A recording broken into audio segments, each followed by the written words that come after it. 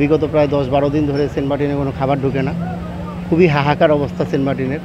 চাল ছাড়া সেন্ট মার্টিনে কোনো কিছুই নাই। সেন্ট মার্টিন হচ্ছে এমন একটা জায়গা যেখানে বাহির থেকে খাবার যায়, সেখানে কোনো ফসল উৎপাদন হয় না, কোনো কিছু উৎপাদন হয় না।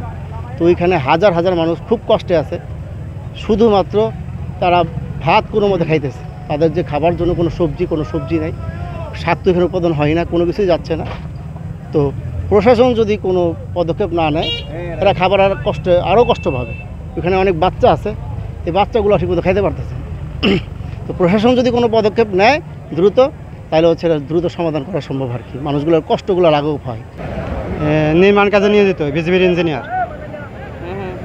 তো ওইখান থেকে এই ঈদের ছুটির উদ্দেশ্যে করে আর কি এইভাবে আসা। যাই একটু আসতে কষ্ট হয়েছে, তো এখানে পৌঁছানোর পর আর মোটামুটি এখন ভালো লাগতেছে। আমার বাসা কুষ্টিয়া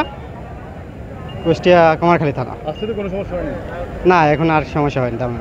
আলহামদুলিল্লাহ, যে আল্লাহ মানে এত কঠিন সিচুয়েশনের মধ্যেও যে আল্লাহ সুস্থ হয়ে টেকনাফ মানে আইসা পৌঁছেছে, আলহামদুলিল্লাহ আল্লাহর কাছে। আর আমি হচ্ছে ওখানকার একটা ডিঙ্গি রিসোর্টের ম্যানেজার। ওখানে আমরা দীর্ঘদিন যাবৎ আটকে ছিলাম, প্রায় 8 দিন যাবৎ কোনো যোগাযোগ বিচ্ছিন্ন। আর সবচেয়ে বড় সংকট ওখানে খাবারের সংকট হয়ে গেছে। মানে উচিত সরকারের দ্রুত খাবারের পাঠানোর ব্যবস্থা করা। আর আসতে পেরে খুবই আনন্দিত, যেহেতু অনেক কষ্ট হয়েছে। সবচেয়ে কষ্ট হয়েছে এইটুকু জায়গা পার হইতে গিয়ে, এইটুকু জায়গা পার হওয়া অনেক কষ্ট করছে। আমি প্রায় 1 সপ্তাহ ধরে আটকা। 1 সপ্তাহ পর হচ্ছে ট্রলার দিয়ে আসছি ভাই। ট্রলার দিয়ে আসার পর অনেক কষ্ট হলো ভাই। ট্রলার সকাল থেকে অনুমতির জন্য বসেছিল, প্রায় 3 ঘন্টা। আমরা 9টার সময় আসছি, 12টা পর্যন্ত আমরা বসেছিলাম। 12টার সময় পরে ট্রলার হচ্ছে অনুমতি দিছে।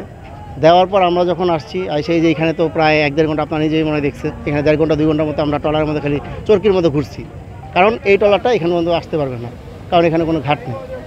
পরে ওইখান থেকে আবার ছোটো একটা ট্রলার উঠলাম, সেখান থেকে প্রায় এই 2 ঘন্টা আবার অনেকটা ঘুরে এই ট্রলার এখানে নামাই দিল।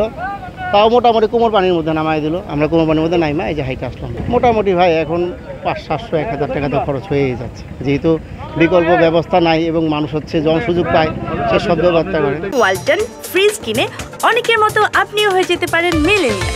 সেরা পণ্যের সেরা অফার।